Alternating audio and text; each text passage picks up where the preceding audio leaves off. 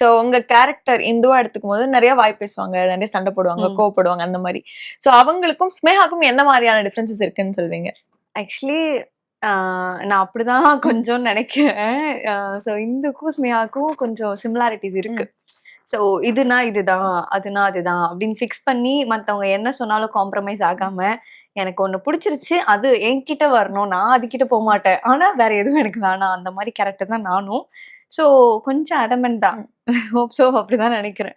Okay. So similarities இருக்கு. சீரிஸ்க்காகவும் இல்ல பர்சனலா உங்க மேக்கப் ரொட்டீன் ஏதாவது ஃபிக்ஸ்டா வச்சிருக்கீங்களா?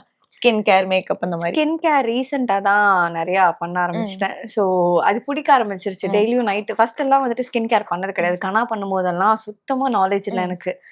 மேக்கப் மட்டும் தான். அதுவும் லைட்டா அதுல எப்பயும் ஸ்கூல் அந்த மாதிரி தான். இதுலயுமே அந்த மாதிரி தான்.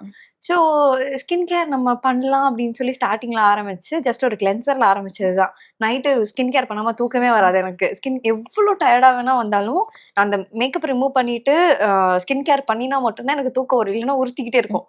டயர்டா இருக்கு, தூங்காத, போய் ஸ்கின் கேர் பண்ணிரு அப்படின்னு எனக்குள்ளேயே நானே சொல்லிட்டு போய் பண்ணுவேன்.